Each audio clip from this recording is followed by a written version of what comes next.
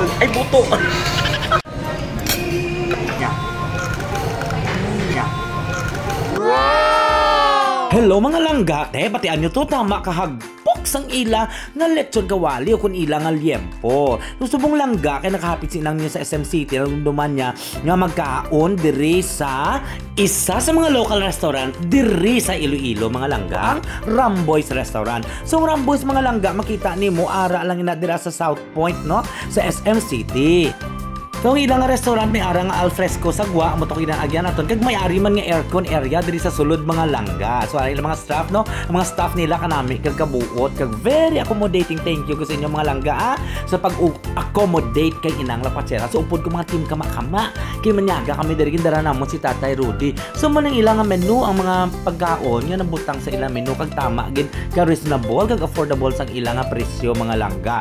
So, kung lang tawon nimo, ilang mga short orders ang makaka sila dira, good for 4 to 5 persons na kudamo ka ng order lang ga mapunod ka na sa pagkaon, may take home ka pa. So nga maging order ang paborito ko syempre nga ari nga meat nga liempo nila. Order makami sang sabaw, ang sabaw na pili sa pulo ka tao lang ga, no, sinabaw ang sinigang nga hipot, syempre ang manok nga lechon nga namit gid, ang ayla nga lumpia ka nag-order makita sang chop suey mga langga para mapabalanse lang ang puro meat natong kampay ibang mga bata. Wala gid ang kaon sang chop suey, ang bot hindi sila mahilig sa vegetable. Siyempre si Tay Rudy gusto niya ang tuna nga ginsugba.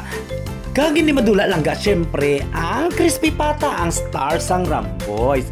So muna nilang ga ang aton nga gin-order, no, sa mga 15 to 20 or 25 minutes ang aton hulat kay siyempre ginaluto pa. Palubot sa pagkaon pakal kita mga langga. Ay buto.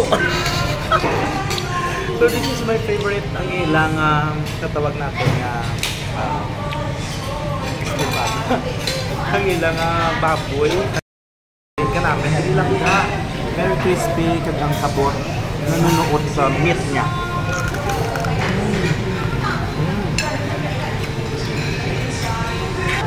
Flower frieder crispy pata.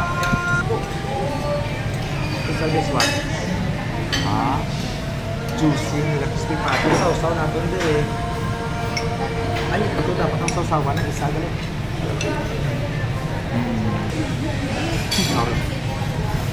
Meat ito lang dapat ang ilat. Very juicy. Tama ka tender. Kaya ang sabor, nuhod na nuhod sa meat. So, try naman natin lang gagawin na pabugal sang Ramboy's nga lechon manok. Wow! Ilumit na nga, wala gravy. Wow! Ano? Kasi nila yung fried chicken lang.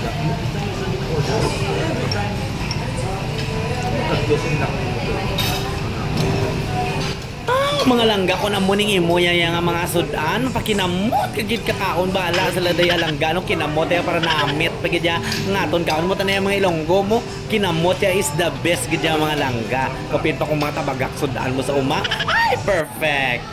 So in order namon mga langga nga lechon kawali wala gani kami kasasano basta namo ka namit may take home gyapon kami. So manas Tay Rudy no ngamon amay sa langit nga sige okay nang hagad yung makakon kaon namon diring amon nga tatay no mo nang pinakari-hari sa amon team kama-kama no. So salamat gid nga madamo sa aton nga mga staff dira sa Ramboy. Shout out sa inyo tanan mga langga. Thank you for accommodating inang lakotsera and the team kama-kama.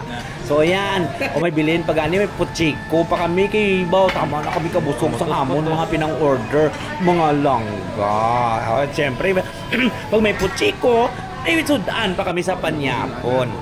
So muna langga ang aton nga kaon diri sa Ramboy's Restaurant, isa sa mga ginapabugal gid no nga restaurant diri sa Iloilo, pero nag-originate ini siya sa Aklan mga langga. So sa mga staff dira, thank you so much sa inyo tanan. So ikaw mga langga, ano bala ang imo nga experience o imo nga pinakananamitan nga pagkaon diri sa Ramboy's? Kag kun ikaw man wala ka kaon, try mo gid langga no kung may mga okasyon ka o kung makalagaw ka diri na siya located liwat again sa may South Point sa SM City mga langga. Lechon kawali kanapin hindi lang ka nuot sa meat niya.